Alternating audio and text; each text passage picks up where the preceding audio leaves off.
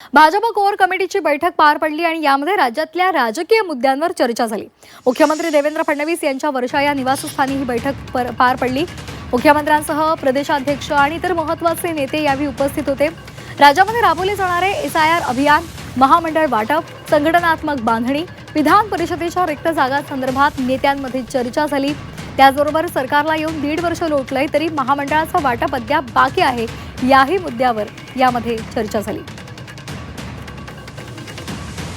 ओम देशमुख आमचे प्रतिनिधी आपल्या सोबत आहेत। आपण त्यांच्याकडून या संदर्भातले अधिकचे अपडेट्स घेणार आहोत। ओम, वर्षा निवासस्थानी काल मुख्यमंत्र्यांची कोर कमिटीची बैठक पार पडली। अनेक महत्त्वाचे नेते यावेळी उपस्थित होते। काय सूर या बैठकीमध्ये होता?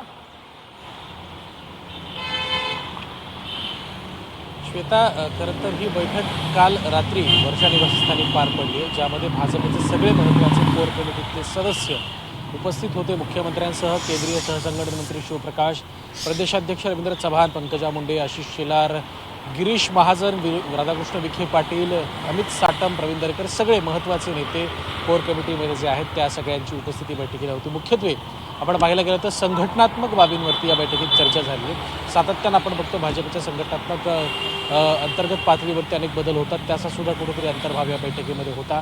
मुख्य महत्त्वाचा मुद्दा म्हणजे एसआयआर अभियान, जे खरं तर अत्यंत आक्रमकपणे भाजपकडनं राबवलं जाते। या एसआयआर अभियानाची कशा पद्धतीनं महाराष्ट्रामध्ये तयारी सुरू आहे किंवा विभागनिहाय या अभियानाची कशा पद्धतीनं सध्याची स्थिती आहे, कशा पद्धतीने हे अभियान राबवलं जातं याचा आढावा सुद्धा घेतला गेला।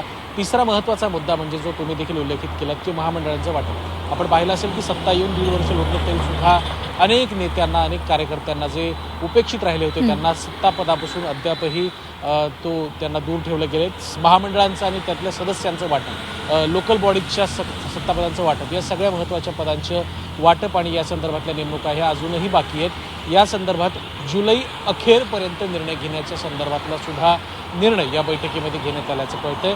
त्यासह इतरही महत्त्वाच्या गोष्टी। शेवटचा मुद्दा खरं तर राज्यामध्ये पुढील काही महिन्यांमध्ये विधान परिषदेच्या रिक्त जागांसाठी निवडणुका सुद्धा होऊ घातलेल्या आहेत। त्यामध्ये पुणे शिक्षक पदवीधर असेल किंवा अमरावतीची जागा असेल किंवा राज्यपाल नियुक्त 4 जागा असतील, या सगळ्या मुद्द्यांचा अंतर्भाव कालच्या या बैठकीमध्ये चर्चेदरम्यान करण्यात आला। त्यामुळे बैठकीत ज्या गोष्टींची चर्चा झाली त्यावर पुढे काय निर्णय घेतले जातात, एसआयआर संदर्भात एक नवीन काही निर्णय सुद्धा भाजपकडनं केला जाऊ शकतो आणि या संदर्भात एक अधिवेशन सुद्धा घेतलं जाऊ शकतं अशी सुद्धा चर्चा आहे। त्यामुळे या सगळ्या गोष्टी लक्षात घेता भाजपकडनं बैठकीनंतर काय निर्णय घेतला जातो पाहावं लागणार आहे। श्वेता, अगदी धन्यवाद ओम, दिलेल्या या संपूर्ण सविस्तर अपडेटसाठी।